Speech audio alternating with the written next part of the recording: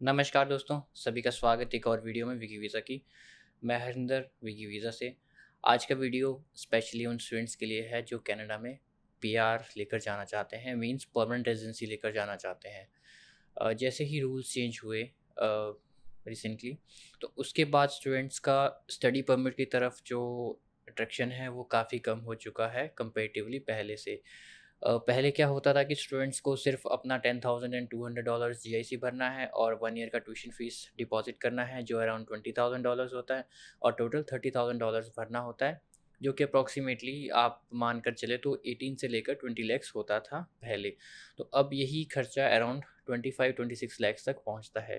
तो स्टूडेंट्स के माइंड में ये होता है कि इतने पैसे लगाकर हम क्यों ना डायरेक्ट वर्क परमिट के लिए जाएँ, या हम पीआर के लिए डायरेक्ट अप्लाई करें। तो आज इस वीडियो में हम यही डिस्कस करेंगे कि हम कैसे, अगर हमारा सीआरएस स्कोर 300 350 के करीब है, तो हम इसको कैसे बढ़ाएं, कैसे इस चीज़ पे हम वर्क करें। तो इस वीडियो में हम स्पेशली कुछ केस को लेकर डिस्कस करेंगे। जैसे मान लीजिए कोई केस है, आपने बैचलर्स की है, मान लीजिए बीकॉम किया है एंड बीकॉम के बाद आप वर्किंग हैं किसी बैंक में मान लीजिए, तो उस केस में ही आप इन सब चीज़ों का फ़ायदा ले सकते हैं। मेरे कहने का मतलब ये है कि अगर आपका सीआरएस स्कोर 350 से लेकर 400 के बीच में आ रहा है आफ्टर ईयर आइल्स का अटेम्प्ट देकर और सब चीज़ें मिलाकर आपका अगर इतना आ रहा है, तो भी कहीं जाकर आप आराम से क्वालिफ़ाई कर सकते हैं डायरेक्ट पीआर के लिए। मैं यहाँ पे वर्क परमिट की बात नहीं कर रहा हूँ, मैं यहाँ पे किसी और चीज़ की बात नहीं कर रहा हूँ, मैं यहाँ पे visitor convert to work permit नहीं कर रहा हूँ, मैं डायरेक्ट यहाँ पे पीआर की बात कर रहा हूँ। And this is an informative video.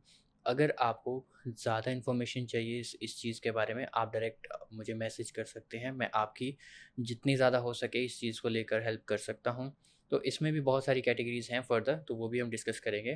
तो मान लीजिए कोई प्रोफ़ाइल है जिसने बैचलर्स की है और वो बैंक में वर्किंग है पिछले 2 साल से।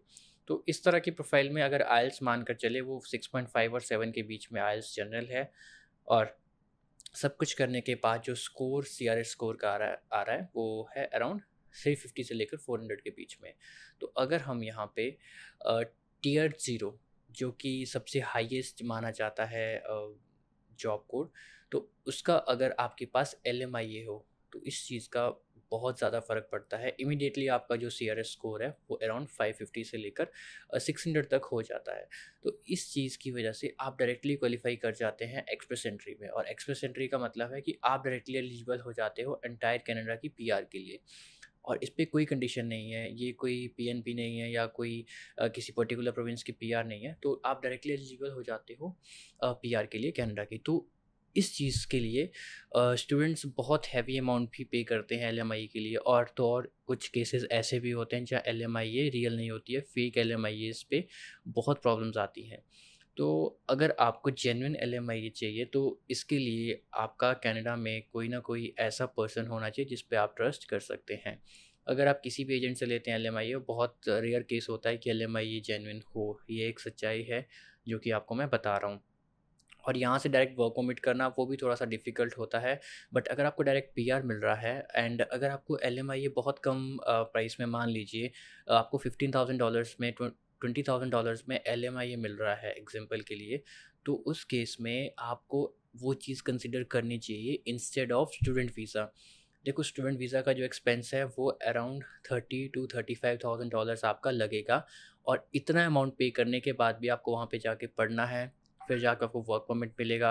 वर्क परमिट मिलने के बाद आप बहुत मानकर चलिए 5, 6, 7 साल बाद आप फेडरल पीआर ले पाएँगे। पीएनपी तो ऑल्दो आप पहले ले पाओगे, बट फेडरल पीआर आपको आने-आने में लगभग 7 साल लग जाएँगे। एक तो आपका 7 साल का टाइम बच जाएगा, और दूसरा आप आराम से एज़ अ परमानेंट रेज़िडेंट जाएँगे, आपको जॉब में प्रेफ़रेंस दी जाएगी। आपका जो हेल्थ इंश्योरेंस एंड ऑल वो भी बहुत ईज़िली आप क्लेम कर सकते हैं वहाँ पे। तो मेरे कहने का मतलब यही है कि अगर आपको वो ऑप्शन मिलता है, आप अपनी प्रोफ़ाइल मुझे भेज सकते हैं फॉर द असेसमेंट। अगर मुझे लगता है कि आप उस कैटेगरी में फ़ॉल करते हैं, तो आपको मैं वो चीज़ रिकमेंड कर सकता हूँ। ऑल्दो ये चीज़ हम प्रोफ़ेशनली नहीं करते हैं एंड पीआर का, तो आपको मैं जस्ट एक एडवाइस दे सकता हूँ कि आप इस चीज़ को कंसीडर कर सकते हैं। जस्ट फॉर द असेसमेंट आप मुझे प्रोफाइल भेज सकते हैं, मैं आपको व्हाट्सएप पे रिवर्ट करूँगा।